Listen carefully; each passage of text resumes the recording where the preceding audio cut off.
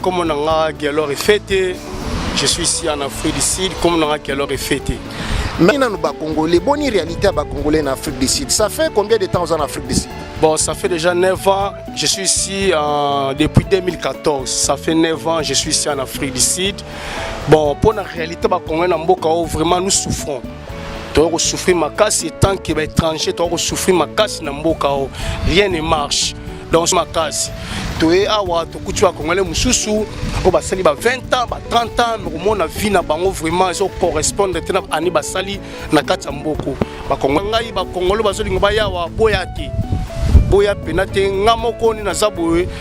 na regretera makasi na koma na mboka oyo vraiment na regretera makasi mais bande ko nanga ba congolais bino bozo pepe boya awa boya ti bova na mboka na biso.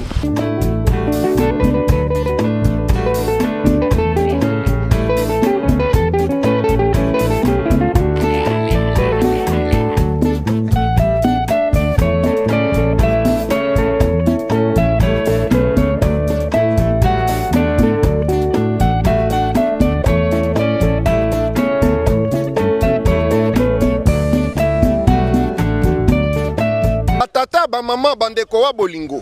mbote lisusu et puis boye malamu lisusu na mayangani na Politique TV tozali toujours na spécial diaspora congolaise ya Afrique du Sud na yango boutaki kolanda ba congolais musu balobaki ba congolais baza ebele nazo benga lisusu congolais mususu ozali pe mwana mboka diaspora aya aloba bokai mwana mboka boye malamu tozana direct eza émission spéciale mbote na mwana mboka mbote journaliste kombo na ona ni liboso. Bon, ngai comme on a Gelor est fêté, je suis ici en Afrique du Sud, comme on a Gelor est fêté.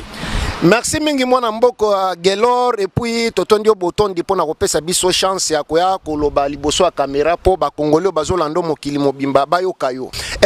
Boni mbulele ki ndenge nini ko savoir. Bon, si on a vu savoir na kosi mo ba koko so zala ke belé mais matondi ka pa nzambe parce que donc merci ka na nzambe. Merci mingi ezali bonya pe maele tokumisaka kanzambe mwana mboka tozoko ba toujours boni nanu ba congolais boni réalité ba congolais en Afrique du Sud. Ça fait combien de temps en Afrique du Sud? Bon, ça fait déjà 9 ans, je suis ici depuis 2014. Ça fait 9 ans, je suis ici en Afrique du Sud.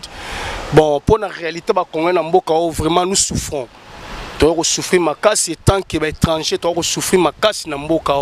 rien ne marche. Donc ceux qui ont mboka moko malamu na neva na sali awa na rosa la boité. Bon surtout ça parce que tout ça va courager, tout ça focus.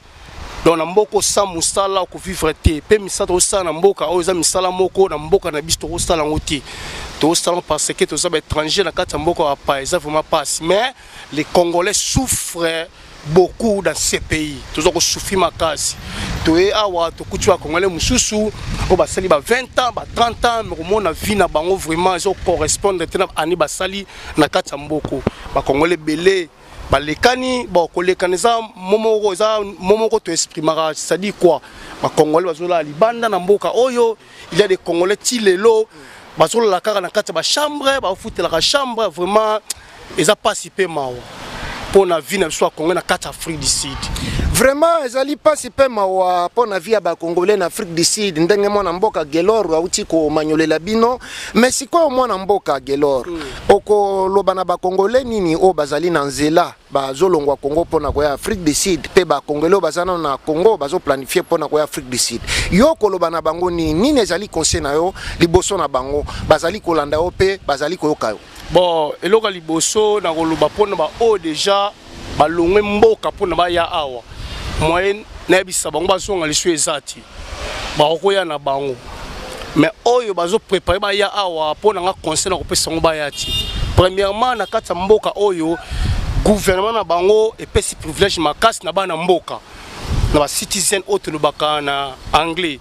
Bana mboka bazana privilège makasi bana mboka na kata mboka na bango okomona jamais sud-africain ala libanda soka libanda bakosala tuba longwe libanda bapesi ndako kovanda bapesi bilo akolia asala malam parce que asa mwana mboka da pona ngai ba kongolo bazolinga bayawa boyati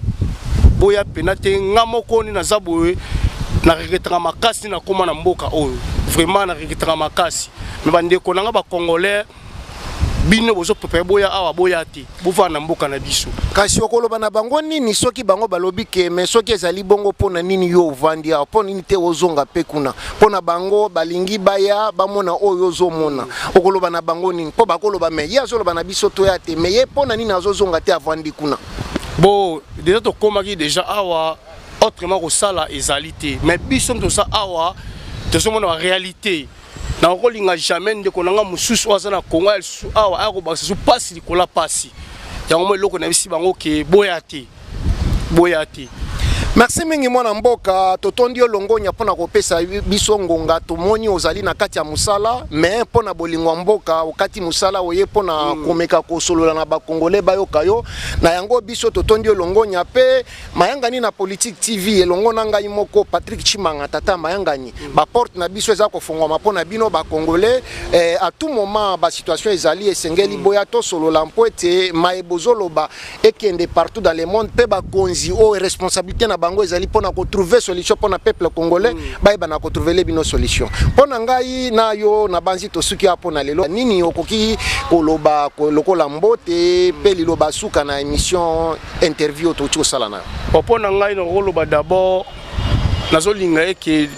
par rapport à mboka na ngai na année to kobanda moi changement vraiment ekota to sali banda mais to landaka ba news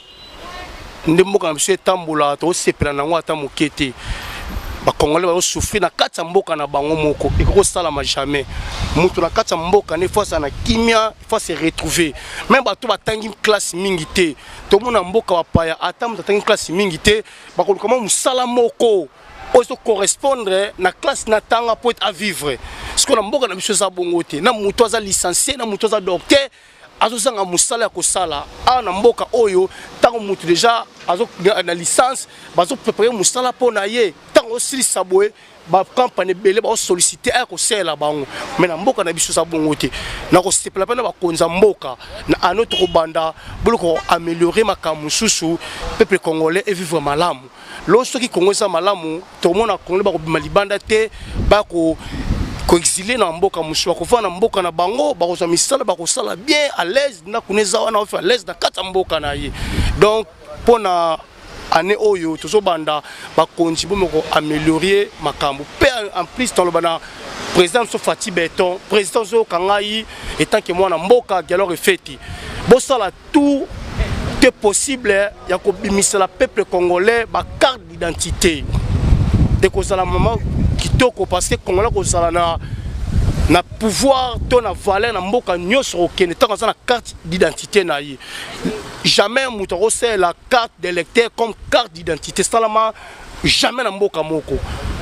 vraiment ba konza mboka bo sala makasi eloko wana esala ma carte d'identité ba congolais bima mwana mboka bo se recrutement bo sele maka mutu na carte d'identité po te mboka na biso sala pe na kimia pe na autre na yango lo na yango ba penda yango wana. Merci mingi mwana mboka mais opesi mbote te na bandeko na yo to famille opesa bango mbote te mbote vraiment ya liboso na opesa na président Fati Beton parce que ine mtozoka papa ya mboka mobimba président Fati Beton na pesio mbote makasi bisiko zali ba merve na yo ya limi ba na opesa master na ngai Patrick Mouyaya o azali chargé à porte-parole du gouvernement Patrick Mouyaya na pesi mbote bisiko zali na pesi maman nanga Brigitte Mampele di mbote na pesi ami ngai d'enfance o asana Congo kuna Fermino Dibanchilo na pesi master nanga chinois katakata Augusto Simbi mbote makasi bon famille mobimba vraiment bosé belé mais na pesi no mbote vraiment ba merve na bino nga nazana kata musala bazunga à pied levé na salle émission moi na bo exact parce que ça makama mboka passe na motema vraiment plein de bonnes choses ba merve na bino. Merci mingi mwana mboka to mona ni mbala sima merci merci le grand journaliste merci merci batata ba mama bandeko wa bolingo ndenge bomoni ndenge bozali koyoka ba congolais bazali koloba bazali ko s'exprimer et ngai lokola mopanzi sangoto journaliste mosala na ngai ezali kotuna mituna pe biano ezali ya ba congolais et c'est à vous ba congolais ya ko juger pe ko comprendre mai ba congolais bazali koloba pona lelo na banzi ete tosuki awa mais pona sport o parce que tozo kende ke Afrique du Sud mobimba Cape Town Jobour Durban Mpumalanga bisika nyonso tu ba congolais bazali tozali ko kende pona kokutana na bango pe kotuna bango mituna sir mai ya politique mboka na biso pe sir social ya ba congolais na kati ya mboka oyo pe sir réalité ya ba congolais na kati ya mboka oyo Afrique du Sud. Pona ngai na bino lelo tosuki awa pe na tondi bino longonya. Merci beaucoup pe goodbye.